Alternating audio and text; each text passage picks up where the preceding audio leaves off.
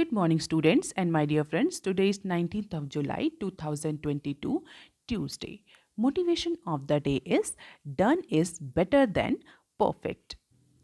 In today's discussion, we are going to cover these articles.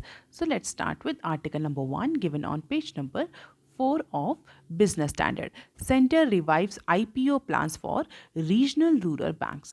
2019 से government of India ये plan कर रही है कि जो आरआरबीज हैं उनका आईपीओ लाया जाए। हालांकि बिकॉज ऑफ पैंडेमिक ये जो प्लान था ये आईपीओ लाने का specially for regional rural banks ये एग्जीक्यूट नहीं हो पाया। तो अगर हम रीजनल रूरल बैंक्स या रीजनल रूरल बैंकिंग स्पेस को देखें तो 2019 से गवर्नमेंट इस पर्टिकुलर सेक्टर को इस पर्टिकुलर स्पेस को रिवाइव करने की कोशिश कर रही है, क्योंकि RRBs are not financially viable, उनमें बहुत ज़्यादा स्ट्रक्चरल इश्यूज भी हैं। और 2019 से गवर्नमेंट बहुत सारे मेजर्स लाने की कोशिश कर रही है in order to revive, in order to consolidate this regional rural banking sector. क्यों? क्योंकि इन सारे जो चैलेंजेस हैं, ऑब्स्टिकल्स हैं, इनका इम्पैक्ट हमें आरआरबीज के नंबर पर देखने को मिल रहा है, क्योंकि आरआरबीज प्रॉफिट नहीं अर्न कर पा रही, उनमें बहुत सारे स्ट्रक्चरल इश्यूज हैं, they are not able to become a financially viable project, तो जिसकी वजह से उनके numbers year by year decrease हो रहे हैं। अगर हम देखें तो 2005 में अप्रॉक्सीमेटली 196 आरआरबीज थे इंडिया में, जो कि 2021 आते आते रिड्यूस होकर के केवल और केवल 43 रह गए। और अगर इसी तरीके से आरआरबीज का नंबर रिड्यूस होता रहा तो इंडिया की जो फाइनेंशियल इंक्लूजन है उस पर इम्पैक्ट पड़ेगा। इसके अलावा जो रूरल सेक्टर है वहाँ पर फाइनेंशियल सर्विसेज अवेलेबल नहीं हो पाएंगी, जिसका इम्पैक्ट रूरल इकोनॉमी पर हमें देखने को मिलेगा। रूरल इकोनॉमी का जो पूरा पोटेंशियल है वो मेटेरियलाइज नहीं हो पाएगा, क्योंकि किसी भी सेक्टर के लिए fund availability, finance availability, financial services की अवेलेबिलिटी बहुत इंपॉर्टेंट है। और इसीलिए गवर्नमेंट इस बात की कोशिश कर रही है 2019 से कि जो रूरल बैंकिंग स्पेस है उसको रिवाइव किया जाए, उसको प्रॉफिटेबल बनाया जाए, जिसके लिए आरआरबीज का स्ट्रॉन्ग होना, आरआरबीज का हेल्दी होना बहुत ज़रूरी है। तो 2019 से गवर्नमेंट ये कोशिश कर रही है कि आरआरबीज के लिए आईपीओज लॉन्च किया जाए, जिससे कि आरआरबीज को एडिशनल फंडिंग करी जा सके। What is IPO?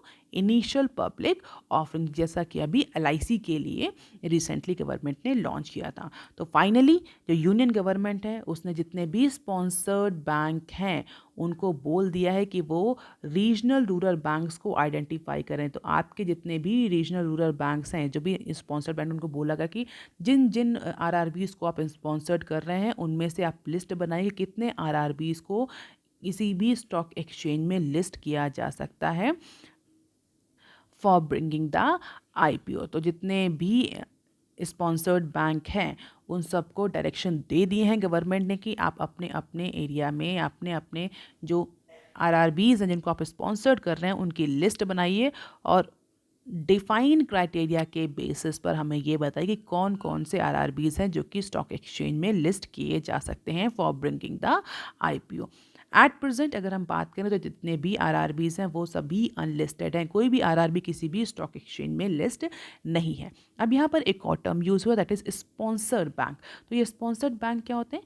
Basically sponsored bank एक इम्पॉर्टेंट शेयर होल्डर्स होते हैं आरआरबीज में, जो कि अप्रॉक्सीमेटली 35% तक का स्टेक होल्ड करते हैं। और इनका काम क्या होता है? ये बेसिकली जो रीजनल लेंडर्स होते हैं, आरआरबीज होते हैं, उनका हैंड होल्ड करते हैं, उनको through out the stage of banking उनको हेल्प करते हैं। तो ये बड़े बड़े बैंक जैसे से पीएनबी, एसबीआई और ये किसी किसी एक आरआरबी को स्पॉन्सर करते हैं, उसके स्टेक होल्डर होते हैं और उस आरआरबी को हेल्प करते हैं कि कैसे वो अपने ऑपरेशन को एग्जीक्यूट करें। तो इसको बोलते हैं स्पॉन्सर्ड बैंक। तो स्पॉन्सर्ड बैंक अभी फिलहाल के लिए आप 35% आरआरबीज में होल्ड करते हैं। इसके अलावा सेंटर 50% का स्टेक होल्ड करती है। जो रिमेनिंग 15% होते हैं that is held up by state government, respective state government. तो फिलहाल के लिए जो शेयर होल्डिंग पैटर्न है वो ये है आरआरबीज में। और स्पॉन्सर्ड बैंक को डायरेक्शंस दिए गए हैं कि आप जो आरआरबीज हैं उनको आइडेंटिफाई करिए, and from all stage of identification of the merchant banker to the conclusion of IPO, sponsored bank will help the respective RRBs. और इस एक्सरसाइज के बाद जो भी आरआरबीज फाइनलाइज होंगे they can come up with the IPO so that they can have the enough liquidity and fund available for meeting out their challenges. तो basically capital raise करने के लिए, आरआरबीज के लिए कैपिटल रेस करने के लिए ये सारी एक्सरसाइज करी जा रही। तो आईपीओ लाने जा रही है गवर्नमेंट आरआरबीज के लिए, हम बोल सकते हैं गवर्नमेंट डायरेक्ट कर रही है आरआरबीज को कि आप एक्सचेंज में लिस्ट होइए और आईपीओज लाइए। और ऐसा नहीं कि जितने भी आरआरबीज हैं वो ये कर सकते हैं। एक प्री डिफाइंड क्राइटेरिया है on the basis of financial parameters, और उसी के बेसिस पर आरआरबीज क्वालिफाई होंगे कि वो आईपीओ लॉन्च कर सकते हैं या नहीं। And this exercise is the next step to provide the additional sources to RRBs to meet out their regulatory capital requirement after RBI in 2019 permitted such bank to issue the perpetual debt instrument. तो जैसा कि अभी हमने discuss किया कि 2019 से government बहुत सारे मेजर्स ले रही है, आरबीआई और government, in order to revive, in order to make these RRBs financially viable. तो 2019 में आरआरबीज को अलाउ किया गया था कि वो परपेचुअल डेट इंस्ट्रूमेंट्स इशू कर सकते हैं, टीयर 1 बॉन्ड इशू कर सकते हैं in order to increase their capital. अब उन्हें 2022 में अलाउ किया जा रहा है कि वो लिस्ट हो सकते हैं एक्सचेंजेस में और आईपीओ इशू कर सकते हैं in order to raise the capital. तो कुछ क्राइटेरिया है और इस क्राइटेरिया के बेसिस पर जो स्पॉन्सर्ड बैंक हैं वो आरआरबीज को आइडेंटिफाई करेंगे फॉर द आईपीओज। इसके अलावा गवर्नमेंट और सारे मेजर्स भी ले रही है in order to restructure the RRB so that they can be operationally viable. क्यों? क्योंकि अगर हम देखें लास्ट 2 सालों में कि आरआरबीज की परफॉर्मेंस कैसी रही, तो 2019 और 2020 में आरआरबीज ने लॉसेस रजिस्टर किए थे, लेकिन 2021 में अप्रॉक्सीमेटली 1682 करोड़ का कंसोलिडेटेड नेट प्रॉफिट रिपोर्ट किया है आरआरबीज ने। तो अप्रॉक्सीमेटली 43 जो आरआरबीज अभी ऑपरेशनल्स हैं उसमें से 30 आरआरबीज ऐसी हैं जिन्होंने फाइनेंशियल ईयर 22 में प्रॉफिट रजिस्टर किया। हालांकि 17 आरआरबीज ऐसी हैं जिन्होंने इन टोटल अप्रॉक्सीमेटली 8,264 करोड़ का लॉस रजिस्टर किया एज ऑन मार्च 31, 2021। तो इसीलिए जो नॉन प्रॉफिटेबल आरआरबीज हैं उनमें कैपिटल इन्फ्यूज करने के लिए आईपीओ का सहारा लिया जा रहा है। अब क्वेश्चन ये उठता है क्राइटेरिया क्या, किस क्राइटेरिया पर इन आरआरबीज को आइडेंटिफाई किया जाएगा। तो अगर इन शॉर्ट हम डिस्कस करें तो net worth approximately ₹300 crore at least in last 3 years. Operating profit before tax 15 crore in last 3 to 5 years. CRAR above than 9% in last 3 years. Return on assets approximately 0.5%. Return on equity approximately 10%. तो last 3 to 5 years की performance के base पर और इस net worth, operating profit, CRAR, return on assets, return on equity, in parameter के basis पर RRBs को identify करेंगे उनके स्पॉन्सर्ड बैंक और गवर्नमेंट को लिस्ट प्रोवाइड करेंगे और इस लिस्ट के बाद probably government give them the approval so that they can list themselves into any stock exchange for bringing the IPO for fundraising process. अब देख लेते हैं article number 2 that is given on page number 4 of Business Standard. Broader oil trend may force windfall tax review. अभी recently government of India ने excise duty के नाम पर या एक्सपोर्ट ड्यूटी के नाम पर जो ऐसी कंपनीज जो कि पेट्रोलियम प्रोडक्ट को एक्सपोर्ट कर रही हैं उन पर विंडफॉल टैक्स लगाया था। इफ़ यू रिमेंबर हमने वो एक्साइज ड्यूटी कट वाली न्यूज़ और इसके अलावा जो ये एक्सपोर्ट पे जो एक्स्ट्रा टैक्सेस लगाए थे, इन दोनों ही न्यूज़ को हमने कवर किया था और हमने इससे पहले भी डिस्कस किया था कि जिस तरीके से ऑयल के प्राइसेस बढ़ रहे हैं, पेट्रोलियम प्रोडक्ट के प्राइसेस बढ़ रहे हैं, just like the European countries, India भी विंडफॉल टैक्स लगा सकता है। हालांकि इस इंडिया में इसको विंडफॉल टैक्स का नाम नहीं दिया गया, बट एक्सपर्ट्स ये मान रहे हैं कि this is just like a windfall tax that European countries have used against their oil marketing companies. तो फिलहाल अभी हम उस डिस्कशन में नहीं जाते हैं, लेकिन हाँ अभी as per the current situation number of experts are considering that particular tax as a windfall tax. और ऐसा कहा जा रहा है कि ये जो विंडफॉल टैक्स गवर्नमेंट ने, इंडिया ने लगाया है अभी ऑयल प्रोड्यूसर्स पर, रिफाइनर्स पर और मार्केटिंग कंपनीज पर, ये दोबारा से रिव्यू हो सकता है अगर सिचुएशन ऐसी रही। क्या सिचुएशन रही, क्यों ये रिव्यू होने की बात हो रही है? तो गवर्नमेंट ऑफिशियल का कहना है कि जिस तरीके से ग्लोबल ऑयल प्राइसेस मूव कर रहे हैं, ग्लोबल प्राइस ट्रेंड चल रहा है क्रूड ऑयल के केस में, उसको देखते हुए अगर बहुत ज़्यादा फ्लक्चुएशंस होते हैं, not on a brief fluctuation but अगर हाँ मेजर फ्लक्चुएशन होते हैं, तो government of India can review this newly introduce windfall tax. और इसके लिए मार्केट की जो वोलेटिलिटी है उस पर पेट्रोलियम मिनिस्ट्री कंटिन्यूसली वॉच रखे हुए हैं। Any move in this regard would be taken once there is some clarity and certainty in the price trend. तो ऑयल प्रोडक्ट्स, ऑयल में के प्राइसेस में फ्लक्चुएशन के अकॉर्डिंग गवर्नमेंट में review this windfall tax imposition on OMCs all oil producer as per the government officials. क्योंकि कुछ time में अभी रीसेंट फॉल देखने को मिला है ग्लोबल क्रूड ऑयल प्राइसेस में, तो ये ऑफिशियल्स का कहना है कि हो सकता है ये मोमेंट्री हो, अभी बहुत ज़्यादा फॉल देखने को ना मिले, फिर से जो ग्लोबल क्रूड ऑयल प्राइसेस हैं इनके जो प्राइस हैं वो फिर से इंक्रीज़ हों। तो इसीलिए अगर किसी भी तरह का फ्लक्चुएशन होता है तो उस पर पेट्रोलियम मिनिस्ट्री की नज़र है, लेकिन डिसीजन तभी होगा जब वो फ्लक्चुएशन मेजर होगा। ब्रीफ फ्लक्चुएशन या स्मॉल फ्लक्चुएशन में कोई बहुत ज़्यादा इम्पैक्ट पड़ने वाला नहीं है विंडफॉल टैक्स पर। So Petroleum Ministry has said that it is working on the threshold that would trigger a revision on the new levy. और अगर इस कोई भी रिवीजन होगा तो वो डिटेल एनालिसिस के बाद ही होगा। However, centre has not set any formula, अभी तक कोई फॉर्मूला या कोई थ्रेशोल्ड लेवल या कोई ऐसा लेवल पॉइंट डिसाइड नहीं हुआ है विंडफॉल टैक्स के लिए। व्हाट इज़ विंडफॉल टैक्स हमने डिस्कस भी किया and there is a separate video on windfall tax in describe section, अगर आप देखना चाहें तो उसको जा करके देख सकते हैं। Basically it is one time tax, one off tax levied on the companies deem to have made unreasonably high profit. अब नॉर्मल प्रॉफिट कंपनीज ने अर्न किया है due to unfavourable market factors. और अभी कौन सी कंपनीज हैं, किस तरह की कंपनीज हैं जो अनरीजनेबल एब नॉर्मल हाई प्रॉफिट अर्न कर रही हैं? That is oil and petroleum companies.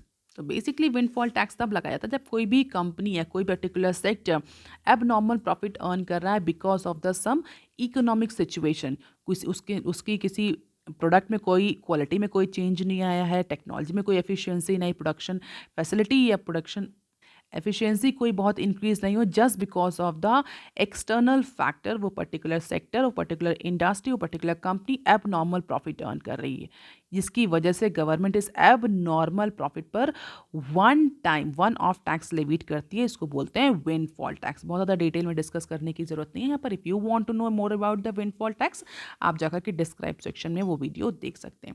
तो फिलहाल के लिए अगर इंडिया की सिचुएशन की बात करें तो जुलाई 1 को यूनियन गवर्नमेंट ने विंडफॉल टैक्स इम्पोज किया था, ऐसा इकोनॉमिक एक्सपर्ट्स का कहना है। किस पर? To gain on taxes on the export of petrol, diesel and aviation turbine fuel. तो जो भी ऐसा एक्सपोर्ट इंडिया से होता है ऑयल, पेट्रोल, डीजल से रिलेटेड, उन सारे एक्सपोर्ट पर गवर्नमेंट ने additional duty, additional tax impose किया था।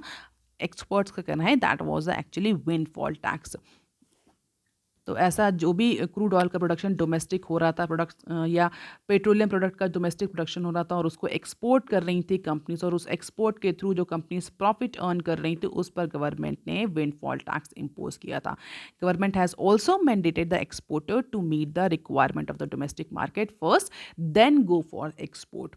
तो ऐसा कहा जा रहा था कि जिस तरीके से क्रूड ऑयल के प्राइसेस फॉल कर रहे हैं पिछले कुछ दिनों में देखने को मिले, तो शायद गवर्नमेंट इस विंडफॉल टैक्स को रिवाइज कर दे। बट पेट्रोलियम मिनिस्ट्री और ऑफिशियल्स ने क्लियर कर दिया है कि माइनर फ्लक्चुएशंस में कोई बहुत ज़्यादा रिवीजन नहीं होने वाला है।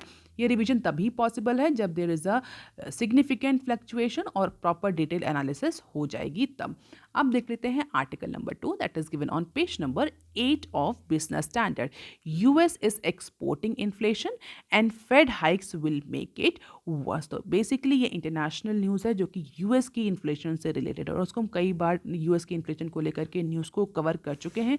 हम सभी जानते हैं कि यूएस में जो इन्फ्लेशन है वो 41 ईयर्स के हाई पॉइंट पर है। सीपीआई जो है वो 9 का मार्क क्रॉस कर चुकी है। हालांकि इंडिया में अभी सीपीआई 7% तक ही अप्रॉक्सीमेटली बनी हुई है, लेकिन यूएसए में CPI has cross the 9 mark, और उसको देखते हुए जो फेडरल रिजर्व है, फेडरल रिजर्व मीन्स यूएस का जो सेंट्रल बैंक है, वो पॉलिसी टाइटनिंग, पॉलिसी नॉर्मलाइजेशन या इंटरेस्ट रेट हाइक पर जा रहा है, जिसका इम्पैक्ट हमें ग्लोबल इकोनॉमी या अदर इमर्जिंग मार्केट्स पर क्लियरली विजिबल हो रहा है। तो यही न्यूज़ आज के पेज नंबर 8 पर डिस्कस करी गई है। यहाँ पर एक टर्म है एक्सपोर्टिंग इन्फ्लेशन। तो क्वेश्चन ये उठता है, क्या इन्फ्लेशन को भी एक्सपोर्ट किया जा सकता है? यस। अगर आपने कई बार इकोनॉमिक की कोई भी न्यूज़ पढ़ी हो तो हो सकता है सुना भी हो इम्पोर्टेड इन्फ्लेशन। ऐसी इन्फ्लेशन जो कि किसी कंट्री ने इम्पोर्ट करी, किस वजह, कैसे इम्पोर्ट करी है?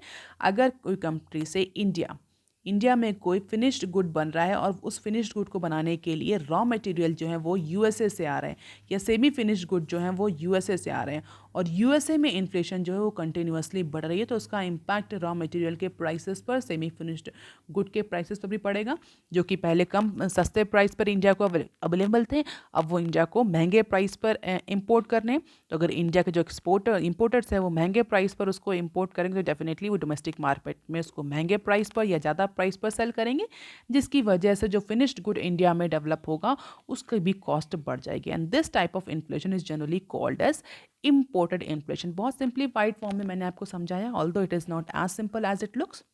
तो इकोनॉमिस्ट का ये कहना है कि जैसे यूएसए में इन्फ्लेशन बढ़ रही है तो वहाँ की कमोडिटीज़ के प्राइसेस बढ़ रहे हैं, और ऐसे कंट्रीज़ जो कि यूएस से बिजनेस कर रहे हैं, इंटरनेशनल ट्रेड कर रहे हैं, उनको यूएस जो है वो इन्फ्लेशन एक्सपोर्ट कर रहा है in the form of raw material, in the form of semi finished good. इसके अलावा एक तो इन्फ्लेशन जो है वो एक्सपोर्ट हो रही है अदर कंट्रीज़ में, मोर स्पेसिफिकली इमर्जिंग मार्केट में। इसके अलावा जो सेंट्रल बैंक है वो रेट हाइक कर रहा है, उस रेट हाइक की वजह से क्या हो रहा है? Rate hike here means interest rate hike कर रहा है। तो यूएस फेडरल रिजर्व के इंटरेस्ट रेट हाइक करने की वजह से क्या हो रहा है? जो इमर्जिंग मार्केट्स हैं वहाँ से जो फॉरेन इंस्टीट्यूशनल इन्वेस्टर्स हैं, फॉरेन पोर्टफोलियो इन्वेस्टर्स हैं, ओवरसीज इन्वेस्टर्स हैं, वो अपना इन्वेस्टमेंट वहाँ से हटा करके यूएसए में शिफ्ट कर रहे हैं। That is flight to safety, क्योंकि उनको यूएस में इस अनसर्टेन सिचुएशन में यूएस में इन्वेस्ट करना ज़्यादा प्रॉफिटेबल भी लग रहा है, इसके अलावा लेस रिस्की भी लग रहा है, क्योंकि जिस तरीके से डॉलर की परफॉर्मेंस चल रही है उसको देखते हुए इन्वेस्टर्स का ज़्यादा कॉन्फिडेंस है यूएस इकोनॉमी में। तो जिसकी वजह से जो इमर्जिंग मार्केट्स हैं उनकी जो डोमेस्टिक करेंसीज हैं उनमें डेप्रिसिएशन देखने को मिल रहा है, जैसा कि हमें इंडिया के केस में क्लियरली विजिबल है।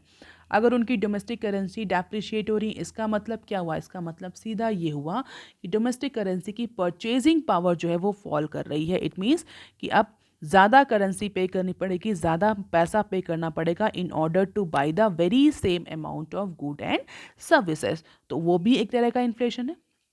What is actually inflation? Inflation होता क्या है बेसिकली? अगर हम देखें सिंपल फॉर्मेट में तो इन्फ्लेशन कुछ नहीं होता, it is just the decline और reduction into the purchasing power of the currency. Currency की जो परचेजिंग पावर है वो रिड्यूस हो जाती है।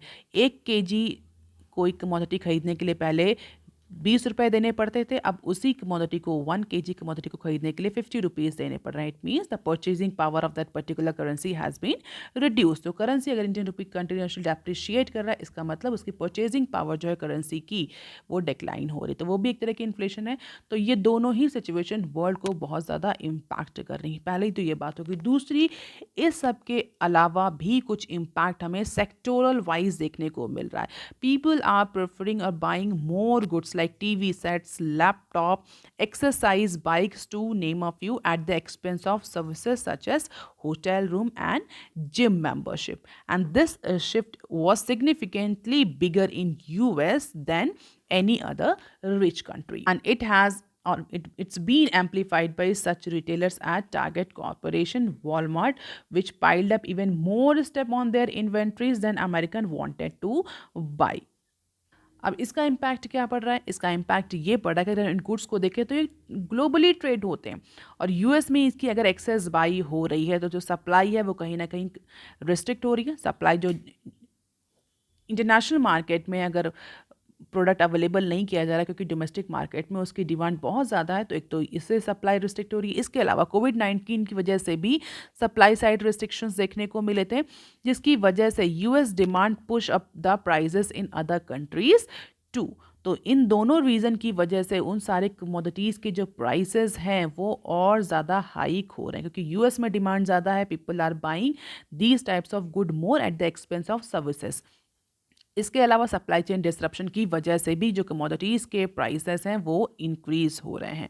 तो जो यूएस है वो इन्फ्लेशन भी एक्सपोर्ट कर रहा है because of their internal factor, और फेडरल रिजर्व जो है वो इंटरेस्ट रेट हाइक पर जा रहा है, जिसकी वजह से जो इमर्जिंग मार्केट्स हैं वहाँ पर अलग तरह का डेप्रिसिएशन, करेंसी डेप्रिसिएशन देखने को मिल रहा है। And all these are actually underscoring profound change in the global economy. क्योंकि ऐसा कहा ही जा रहा था कि जब पैंडेमिक से रिकवरी शुरू होगी तो जो इकोनॉमीज है उनमें हर तरह की डिमांड इंक्रीज होगी, एनर्जी की ही डिमांड नहीं, इवन गुड्स कमोडिटीज़ की भी डिमांड सडनली रश अप करेगी। हुआ क्या, पैंडेमिक के बाद रिकवरी तो शुरू हुई, लेकिन उसी बीच में रशिया यूक्रेन क्राइसिस हो गई, जिसका इम्पैक्ट ये हुआ कि जो डिमांड बढ़ रही थी वो प्रॉपरली सैशिएट या मीट आउट नहीं हो पा रही because of the supply chain disruption, because of the increase prices and inflation, जिसकी वजह से जो ग्लोबल इकोनॉमी है वो सफ़र कर रही है। And this is a new age of scarcity as per the economist. This is the new age of scarcity and the story has been flipped on its head. तो commodities के through, super strong dollar के through US जो है वो inflation को import कर रहा है, या बोले एक्सपोर्ट कर रहा है, नॉट इम्पोर्ट, एक्सपोर्ट कर रहा है अदर कंट्रीज पर, जिसका इम्पैक्ट हमें ग्लोबल इकोनॉमी पर क्लियरली विजिबल हो रहा। तो this is the consumer spending data, percentage point change in the share of consumer spending from 2020 US and rest of the G7 economies. Trade balance in America, कितना trade balance है, that is share of GDP in terms of percentage. And this is the change in inflation, को service, energy, food. तो US और euro में comparison है। And this is the European inflation percent point contribution to overall increase in consumer prices. So item with low import content and item with less imported item than the food and energy। तो हम देख सकते हैं कि जो imported items हैं उसमें ज़्यादा इन्फ्लेशन देखने को मिल रही rather than ऐसे items जिसमें कम imported items से मटेरियल यूज होते हैं। So this is just an infographics, you can just have the glimpse to understand what is going on in global economy because of the USA। अब देख लेते हैं next clip जो कि ECB, European central bank से related है। उसका भी रीज़न इन्फ्लेशन नहीं है, इंटरनेशनल न्यूज़ है, उसको भी हम यहीं पर कवर करेंगे। ECB set to hike the rate for the first time in 11 year. ECB stands for not external commercial borrowing, here ECB stands for European central bank. तो यूरोपियन सेंट्रल बैंक जो है वो फर्स्ट टाइम 2011 के बाद से first time interest rate hike पर जा रहा है, और उसका रीज़न इन्फ्लेशन और यूरो में जिस तरीके से फॉल देखने को मिल रहा है, जिस तरीके से जो ग्रोथ है, जो ग्लोबल ग्रोथ है, उसको लेकर के अनसर्टेनिटी बनी हुई है, और जो इवन यूरोपियन कंट्रीज़ की भी ग्रोथ को देखें वो भी स्लो डाउन हो रही है शार्पली। तो उस सबको देखते हुए जो यूरोपियन सेंट्रल बैंक है उसने 2011 के बाद से पहली बार इस बार इंटरेस्ट रेट में हाइक किया गया है, या हम बोले ECB first time this week interest rate hike करने जा रही है।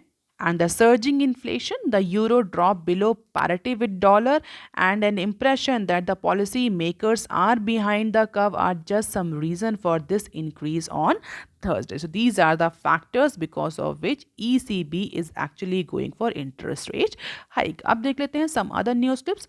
Inflation may inch up on GST changes। कल से जो GST एग्जाम्पशन की लिस्ट में चेंज हुआ था वो इम्प्लीमेंट हो गया। इट मीन्स ऐसे कमोडिटीज़ या डेली यूज कमोडिटीज़ जो कि लेबल्ड हैं, प्री पैकेज हैं फूड आइटम्स, उन पर 5% GST, और जो कुछ हेल्थ केयर सर्विसेज हैं उन पर भी अब 5% GST लगने लगी है, जो कि पहले एग्जाम्पशन की लिस्ट पे आते थे। तो रिवाइज जो रेट हैं जो कि कल से इफेक्ट में आ चुके हैं, जहाँ पर बेसिकली जो 5% GST इम्पोज किया गया है pre package unbranded food items पर, उसको देखते हुए ऐसा कहा जा रहा है कि this particular revision in GST में push up the retail inflation moderately. और CPI ऑलरेडी एक चैलेंज बनी हुई है RBI के लिए, और ये रिवीजन जो है, ये जो GST रेट में रिवीजन हुआ, ये फिर से रिटेल इन्फ्लेशन को, CPI को इंक्रीज़ करेगा, या बोलें कि जो गुड्स हैं स्पेशली फूड आइटम्स हैं उनमें उनके प्राइस को थोड़ा सा मॉडरेटली मतलब थोड़ा सा इंक्रीज़ करेगा। But this is likely to be more than the neutralize by falling global commodity prices. तो एक्सपर्ट का कहना है कि हालांकि डोमेस्टिक मार्केट में थोड़े टाइम के लिए CPI या रिटेल प्राइसेस में थोड़ा सा इंक्रीज देखने को मिलेगा बिकॉज ऑफ दिस रीज़न, लेकिन अभी कुछ टाइम से ग्लोबल कमोडिटी प्राइसेस, कुछ टाइम मतलब कुछ दिनों से 2 3 4 दिनों से जिस तरीके से ग्लोबल कमोडिटी प्राइसेस डिक्रीज हो रहे हैं, तो this particular decrease will absorb this increase in the domestic commodity prices as per the experts. So fruit vegetables के जो प्राइस हैं वो थोड़ा सा ईज आउट हो रहे हैं, ग्लोबल कमोडिटी प्राइसेस भी थोड़ा सा फॉल कर रहे हैं, जिसकी वजह से जो जीएसटी रिवीजन है उसका इम्पैक्ट लॉन्ग लास्टिंग नहीं रहेगा एज पर द एक्सपर्ट्स। हालांकि एक्चुअल इम्पैक्ट तो आगे आने वाले टाइम पर देखने को मिलेगा कि ये जो जीएसटी चेंज हुआ है इसका सीपीआई पर इम्पैक्ट क्या पड़ता है और आरबीआई कैसे रिएक्ट करती है। So this is the revision in case of rice, wheat flour, jowar, bajra, goat meat, fish, curd, honey, food and overall inflation. अब देख लेते हैं next clip. Jio ups the ante as Adanis keep off big 5G game. तो 5G spectrum का auction होने वाला है, जिसके लिए जो कंपनीज हैं, पार्टिसिपेटिंग कंपनी जो कि पार्टिसिपेट करना चाह रही हैं, जैसे कि अडानी डेटा नेटवर्क, रिलायंस जियो, वोडाफोन आइडिया, भारती एयरटेल, वो सब अपनी प्रोसेस में आ चुकी हैं। और रिसेंटली अडानी ने जो अर्लीस्ट EMD जिसको बोलते हैं अर्न्स्ड मनी डिपॉजिट, वो अप्रॉक्सीमेटली 100 करोड़ का EMD सबमिट किया है for participating into 5G auction. उसी के बाद से रिलायंस जियो ने अप्रॉक्सीमेटली 14,000 करोड़ का EMD अमाउंट सबमिट किया है, and that somewhere indicates the ambitious plan by Reliance Jio in case of 5G spectrum. तो ये 14,000 करोड़ का अमाउंट कहीं ना कहीं इंडिकेट कर रहा है कि जो रिलायंस जियो है वो अपने इस एम्बिशन को और ज़्यादा नर्स कर रहा है for being all India mobile provider in case of 5G services. So let us see कि जब स्पेक्ट्रम का ऑक्शन होता है तो कौन कितना बाय करता है। फिलहाल 1400 करोड़ का अमाउंट जो है वो बहुत ह्यूज है, वो कहीं ना कहीं रिलायंस जियो के एम्बिशन को इंडिकेट कर रहा है। अब देख लेते हैं next clip. Car makers stare at long road to delivery as order piled up. तो because of the supply chain disruption, because of the increasing commodity prices, जो कार है या बोले व्हीकल, पैसेंजर व्हीकल सेगमेंट है, वहाँ पर production जो है वो थोड़ा सा स्लो डाउन हुआ था, जिसकी वजह से चाहे वो बड़ी बड़ी कंपनीज हो, मारुति सुजुकी हो, M&M हो, हुंडई हो, ये सारी कंपनीज जो है उन्होंने अपनी प्रोडक्शन प्रोसेस को डीले कर दिया था because of the increase in raw material cost, जिसकी वजह से जो उनके ऑर्डर हैं वो अब ऑन टाइम डिलीवर नहीं हो पा रहा। तो बेसिकली यही न्यूज़ इस पर्टिकुलर सेक्शन में कवर करी गई है, जहाँ पर ये कहा गया कि जो पैसेंजर व्हीकल मेकर्स हैं वो अभी भी फिलहाल लॉन्ग टाइम लेंगे अपने जो ऑर्डर उनके पाइल अप हुए हैं रिसेंट टाइम में उसको डिलीवर करने के लिए। हालांकि जो बहुत सारी जो कंपनीज है अपनी 95% कैपेसिटी पर रन करना स्टार्ट कर चुकी हैं, और इसका मतलब जो रिसेंट डिस्ट्रप्शन से उनको एब्जॉर्ब कर चुके हैं, बट स्टिल प्रॉपर डिलीवरी होने में, ऑन टाइम डिलीवरी होने या जो ऑर्डर्स हैं उनको प्रॉपर डिलीवर करने में अभी फिलहाल के लिए कार मेकर्स जो कंपनीज हैं they will take more time. अब देख लेते हैं next clip. EPFO may raise the investment limit in equity to 20%. What is EPFO? That is Employee Provident Fund Organization. It is one of the social security fund for the employ in organize sector. तो फिलहाल के लिए जो EPFO contribution है, जो EPFO deductions होता है employ की सैलरी से, उसको EPFO कई कई वेन्यूज़ में इन्वेस्ट करता है। तो इन्वेस्टमेंट के लिए हर तरह के वेन्यूज़ पर लिमिट है, कैप है। तो इस बार क्या कर रही है EPFO, इक्विटी में जो इन्वेस्टमेंट होता है उसकी कैपिंग को इंक्रीज कर रही है 20% तक। सो EPFO is all about to approve the proposal to enhance its investment in equity up to 20% of investable option from the current limit. Current limit कितनी है? That is 15%। 15% से इंक्रीज करके इसको 20% किया जा रहा है, और ऐसा कहा जा रहा है कि ये प्रपोजल जो नेक्स्ट जुलाई 29-30 को मीटिंग शेड्यूल है EPFO की, उसमें इस डिसीजन को ले लिया जाएगा, इस प्रपोजल को रखा जाएगा, प्रोबेबली ये डिसीजन अप्रूव हो जाएगा। So EPFO had started investing in exchange traded funds in 2015 and putting 5% of investable deposits into stock linked products, जो कि 15% तक बढ़ा दी गई थी। अब इसको 20% इंक्रीज करने की बात करी जा रही है, and this will help the organizations to raise more capital through different equity products. अब देख लेते हैं next clip. In a first, railway takes DFC route to transport 4 wheelers. तो DFC डेडिकेटेड फ्रेट कॉरिडोर, इसके बारे में हम कई बार डिस्कस कर चुके हैं कि 4 जो हैं वो बन चुके हैं, 4 और प्रपोजल में हैं। हालांकि कुछ को फिलहाल के लिए इंडियन रेलवे ने रोक रखा था, लेकिन पहली बार जो डीएफसीज अभी रिसेंटली प्रपोज्ड हुए थे, बने हैं, उसमें पहली बार इंडियन रेलवे ने कार्गो को शिफ्ट किया है from one place to another place. So Indian railway which has been aiming to be preferred the transportator through these DFCs for finished good will for the first time ferry cars using the DFCs. तो जुलाई 10 को DFCs यानी ये ambulance DFCC dedicated freight corridor corporation of India को 25 new modified goods wagon transport करने का offer मिला है from Haryana to southern area such as Chennai and Bangalore.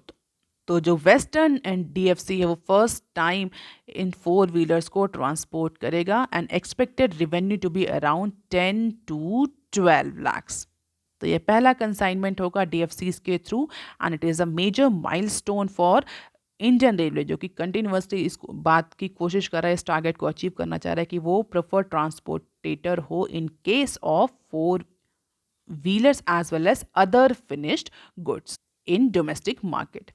So that is all for today, students. If you want lecture PDF, you can join my Telegram channel. You can also follow me on other social media platforms. If you have any query and suggestion, you can write on comment section below. Please like, share and subscribe. Thank you. Have a nice day.